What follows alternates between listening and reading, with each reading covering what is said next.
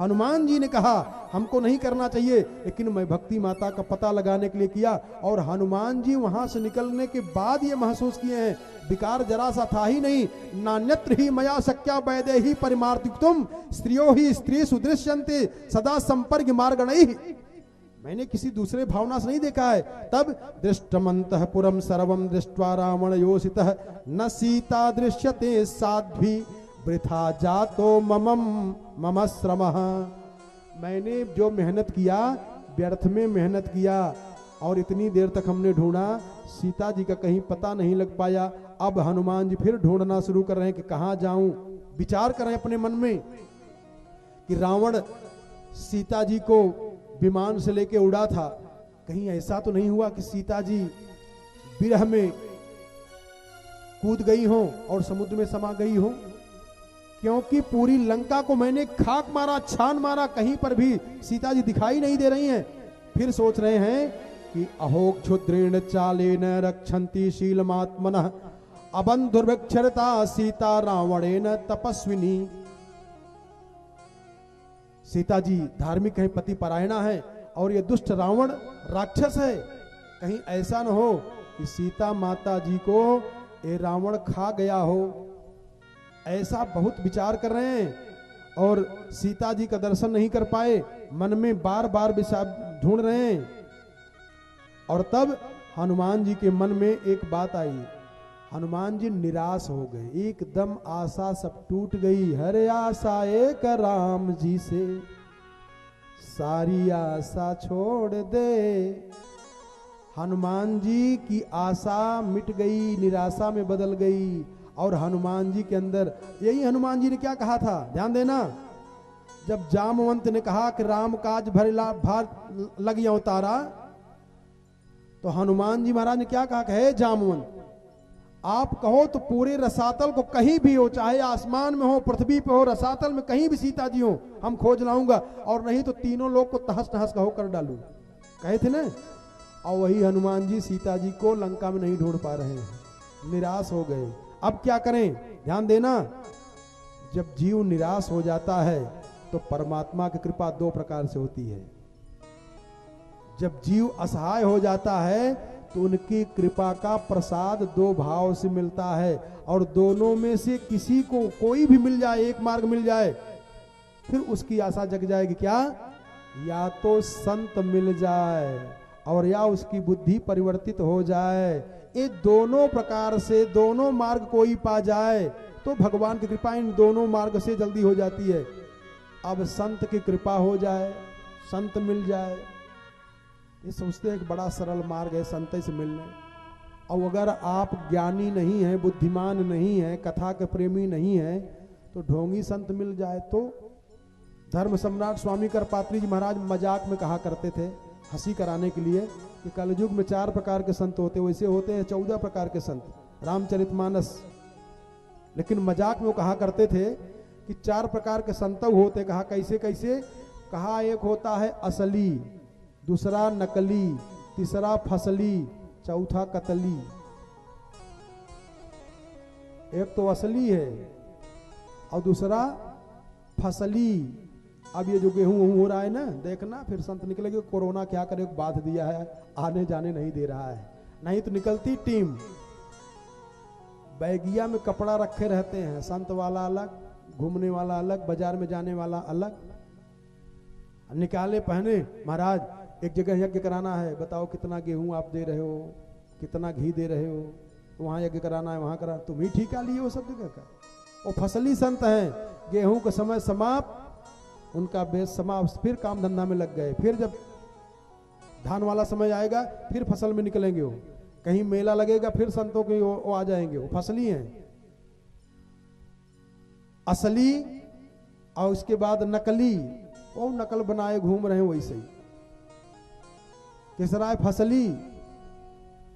और चौथे नंबर पे कहीं झगड़ा झंझट हुई, उठा के मारा, धाए उड़ गए, पुलिस पीछे पड़ गई। अरे अब कई रास्ता है, बड़ा बड़ा दाढ़ी बाल लगाए, हरे सीताराम सीताराम। बाबा बाल ब्रह्मचारी है, आश्रम में रहते हैं।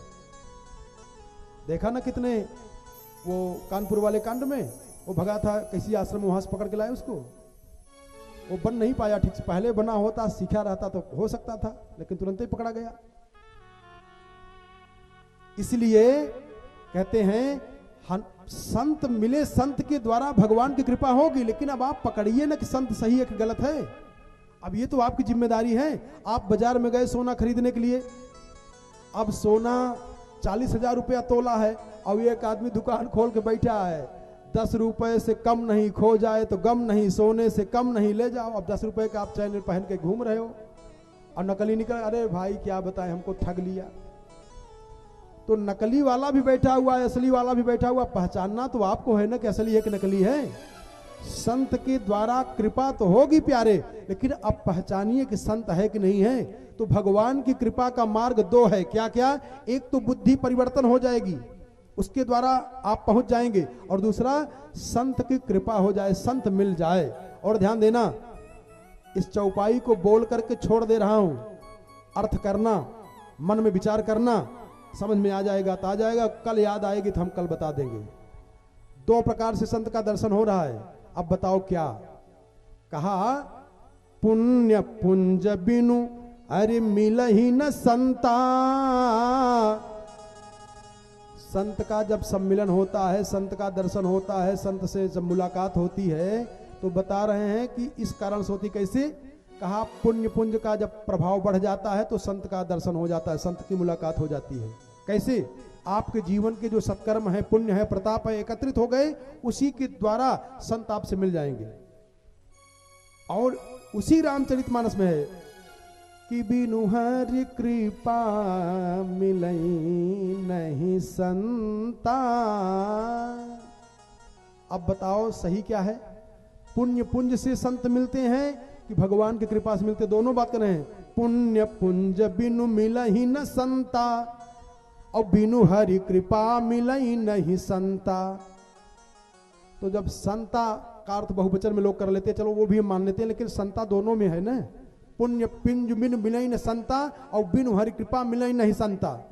तो सही क्या है इन दोनों में? संत जब मिलते हैं तो पुण्य के प्रभाव से मिलते हैं कि भगवान की कृपा से मिलते हैं? इस पे चर्चा कल अपने आप से पता करिएगा कि इसका सही उत्तर क्या हो सकता है। यहां कहते हैं कि तब हनुमान जी ने जब ये विचार किया, निराश हो गए कि अब कहाँ हैं, तो हनुमान जी के सामने संत की कुटिया दिखाई दी।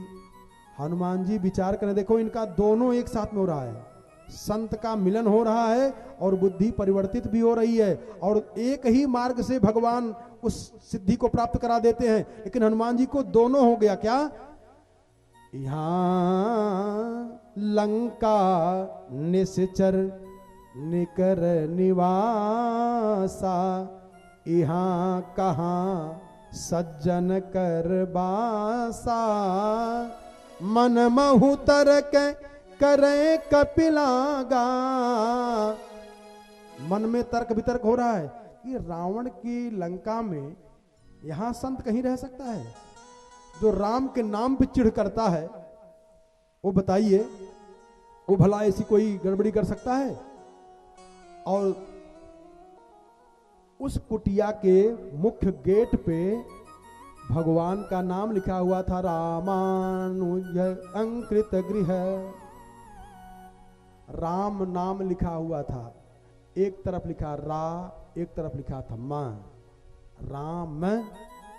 हनुमान जी सोचे, बताओ इस रावण की नगरी लंका में भगवान का नाम, यहां कोई नाम ले ले तो मार दिया जाता है, और इनकी कुटिया पे एक तरफ लिखा है रा, एक तरफ मां। तुलसी का पौधा लगाया गया है, विभीषण की कुटिया है। तो विभीषण से राम ने पूछा, ये क्या लिखे हो? तो विभीषण तो बुद्धिमान है ना, जो भक्ति करता है वो परम बुद्धिमान होता है, विद्वान होता है। विभीषण ने कहा, भैया आप और भाभी जी का नाम है तो लिखा हूं शॉर्टकट में। कहा कैसे? कहा रा से रावण, म से मंदोदरी, दोनों लोगों को हम मान करके पूजा करते हैं। रावण खुश। कहा आप इसको खूब बढ़िया सजा के रखना, कोई अगर जरा सा टीका टिप्पणी कर हमको बताना। अरे कहा बस भैया आप कह दिए, कौन इधर देखेगा। लेकिन हनुमान जी ने क्या किया? हनुमान जी तो राम देख करके प्रसन्न हो गए और मन में सोच रहे हैं हम क्या करें भगवान, यहां कहां से संत हो सकता है, कहीं रावण ने छलने के लिए तो नहीं कर दिया। फिर हनुमान जी ने कहा मन महु तरक करे कपिलागा, अते ही समय विभीषण जागा। अरे यह जग जामिन जागई जोगी, यह जग जामिन जागई जोगी, यह जग जामिन जागई जोगी, यह जग जामिन जागई जोगी। परमारथी प्रपंच वियोगी, परमारथी प्रपंच वियोगी, परमारथी प्रपंच वियोगी, परमारथी प्रपंच वियोगी। ध्यान देना, ये भगवान की अहेतु की कृपा है। क्या कहा मन महु तरक करे कपिलागा, और ते ही समय विभीषण जागा। थोड़ी देर और सो गए होते, कैसे मुलाकात हो पाती? और तब हुआ क्या? राम राम ते ही अरे सुमिरन कीन्हा। राम राम बोल रहे हैं कौन? विभीषण जी महाराज राम राम का उच्चारण किए, क्योंकि रात है ना। हनुमान जी सोचे बताओ, आश्रमों पे समन्वयों पे राम लिखा है, बोल भी रहा है, ऐसा तो नहीं है कि ठगने के लिए बैठाया गया हो। हनुमान जी के अंदर भगवान ने कृपा कर दिया, भगवती भास्वती जनक दुलारी ने कृपा कर दिया। या देवी सर्वभूतेषु बुद्धि रूपेण संस्थिता नमस्तस्यै नमस्तस्यै नमस्तस्यै नमो नमः। हनुमान जी के ऊपर कृपा कर दिए भगवान। और जब भगवान ने कृपा किया, जब ये देखो निराश हो गए, तो भगवान ने आशा की लहर दौड़ा दिया। और आशा की लहर दौड़ा करके कृपा करके भगवती भास्वती जानकी जी इनके अंदर बुद्धि में प्रवेश कर गई। और इनके मन में विचार आया कि एहि सन हठ करी हूँ पहचानी, एहि सन हठ करी हूँ पहचानी, एहि सन हठ करी हूँ पहचानी, एहि सन हठ करी हूँ पहचानी। साधु ते हो इनकार जहानी, साधु ते हो इनकार जहानी, साधु ते हो इनकार जहानी, साधु ते हो इनकार जहानी।